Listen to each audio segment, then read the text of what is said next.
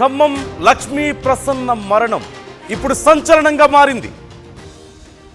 రాజమండ్రి నుంచి అశ్వారావుపేటకు అంబులెన్స్లో ప్రసన్న మృతదేహాన్ని తరలించారు. ప్రసన్న మృతదేహం తీసుకురాగానే భర్త నరేష్ పై ప్రసన్న బంధువులు దాడి చేసే ప్రయత్నం చేశారు. అశ్వారావుపేట పోలీస్ స్టేషన్ పరిసర ప్రాంతాలన్నీ కూడా పూర్తిగా దిగ్బంధించి నిందితులను కఠినంగా శిక్షించాలంటూ రోడ్డుపై బైఠాయించారు. వాళ్ళందరూ నిందితులకు పోలీసులు సహకరిస్తున్నారంటూ ఆగ్రహం వ్యక్తం చేస్తున్నారు. భార్యకు తిండి పెట్టకుండా హింసించాడు భర్త నరేష్. నెల 2 నెలలు కాదు 2 ఏళ్లుగా తిండి లేక ఎముకల గూడుగా మారిపోయింది లక్ష్మీ ప్రసన్న. చివరికి ఆసుపత్రిలో చికిత్స పొందుతూ మృతి చెందింది.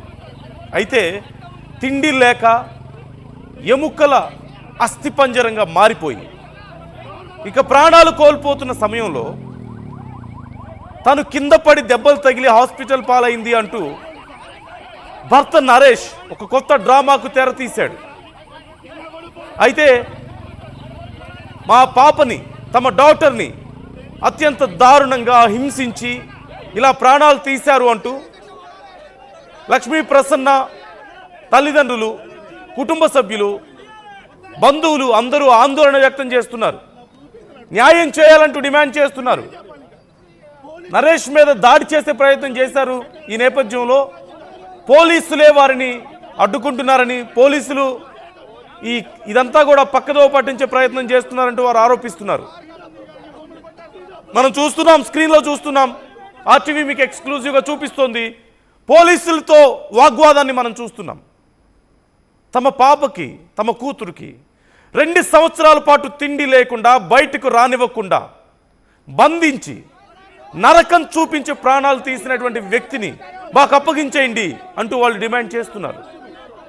అసలు వాడు మనిషే కాదు, అలాంటి వాడికి బ్రతికే అర్హత లేదంటున్నారు. పోలీసులతో వాగ్వాదాన్ని మనం చూస్తున్నాం. మేము చెప్తున్న వార్త కానీ, చూపిస్తున్నటువంటి విజువల్స్ కానీ చూడడానికి కొంచెం కఠినంగా ఉండొచ్చు, కష్టంగా ఉండొచ్చు, సున్నిత మనస్కులు గాయపడవచ్చు. కానీ మీకు వార్తను క్లియర్గా చెప్పడమే మా ఉద్దేశం. జరిగినటువంటి విషయాన్ని మీకు చూపించడం మా ఉద్దేశం. యూఎస్ డిస్క్రిప్షన్ ఈజ్ అడ్వైజ్డ్, జాగ్రత్తలు తీసుకోవాలంటూ ఆర్టీవీ సూచిస్తోంది.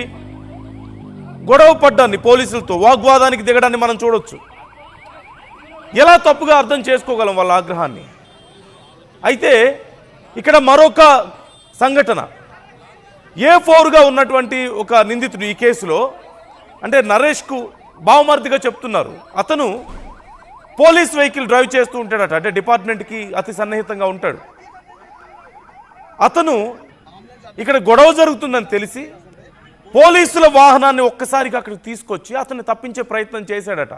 నరేష్ని ప్రశ్నిస్తుంటే నరేష్ మీద ఎక్కడ దాడి చేస్తారో అని పోలీసుల వాహనాన్నే తీసుకొచ్చి అక్కడి నుంచి తప్పించే ప్రయత్నం చేశాడని, అలాగే మనం స్క్రీన్లో చూస్తున్నాం, పోలీసు వాహనాన్ని తీసుకొచ్చి పోలీసులందరినీ అక్కడికి తీసుకొచ్చి అక్కడ ఆందోళన చేస్తున్న వాళ్ళ మీద జులుం ప్రదర్శించి వాళ్ళందరినీ అక్కడి నుంచి తరిమి వేసే ప్రయత్నం, వాళ్ళందరినీ భయపెట్టే ప్రయత్నాన్ని మనం చూస్తున్నాం. తమ కూతురు చిత్రవద అనుభవించి 2 సంవత్సరాల పాటు తిండి లేక ఎముకల గూడుగా మారిపోయి చివరికి ప్రాణాలు కోల్పోతే ఆ దుర్మార్గుడి మీద వాళ్ళు తిరగబడితే వాళ్ళ మీద పోలీసుల్ని ప్రయోగిస్తున్నాడు.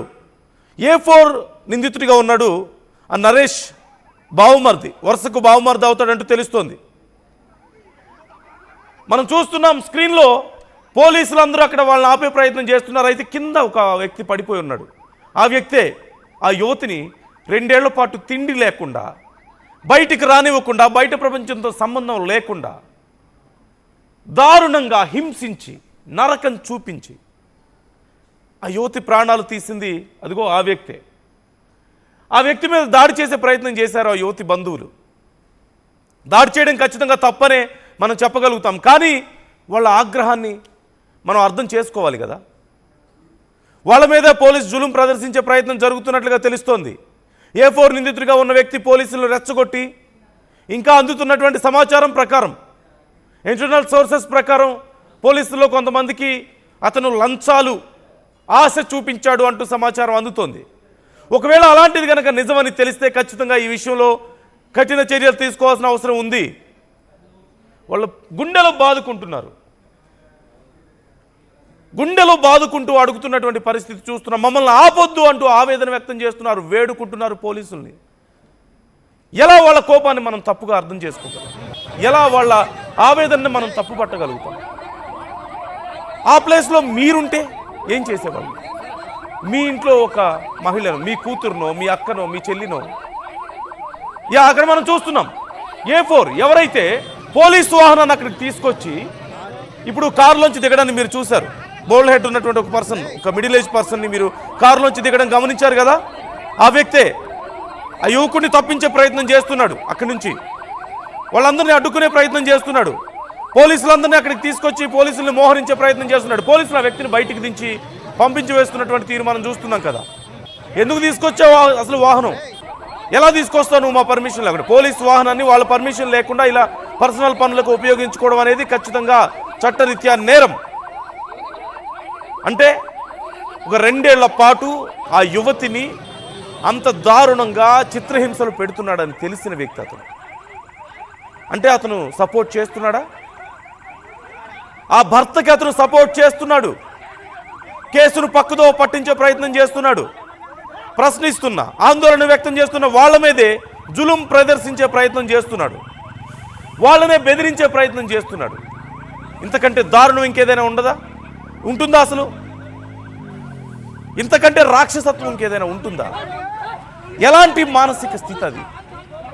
తన భార్యని 2 ఏళ్ల పాటు తిండి లేకుండా జీవోత్సవంలా మార్చి, నరకం చూపించి, చివరికి అస్థి పంజరంలా మారిపోతే, ప్రాణాలు కోల్పోతే, క్షణాలు లెక్క పెట్టుకుంటూ ఏదో ఒక రోజు తనకి ఈ నరకం నుంచి విముక్తి లభించదా అంటూ కొన ఊపిరితో, ఎంతో ఆశతో ఎదురు చూసినటువంటి ఆ మహిళ ఏం పాపం చేసింది అసలు? ఏ పాపం చేస్తే మాత్రం ఇలాంటి ఒక శిక్ష విధిస్తారు? ఇలాంటి ఒక శిక్ష అసలు విధించే హక్కు అతనికి ఏముంది? ఇది ఖచ్చితంగా ఒక రకమైనటువంటి sadism. He must be a psycho. He is not normal. He is not a normal human being. ఒక సాధారణ మనిషి ఇలాంటి పని చేయగలుగుతాడా? ఒక మహిళని, తన భార్యని 2 ఏళ్ల పాటు తిండి తిప్పలు లేకుండా ఒక ఇంట్లో బంధించి, ఒక రూమ్లో బంధించి, ఎవరిని కలవనీయకుండా, ఎవరితో మాట్లాడకుండా, బయటకు వెళ్ళే అవకాశం లేకుండా ఇంత నరకం చూపించగలుగుతాడా ఒక సాధారణ మనిషి? కోపంతో చేసే పని కాదు ఇది.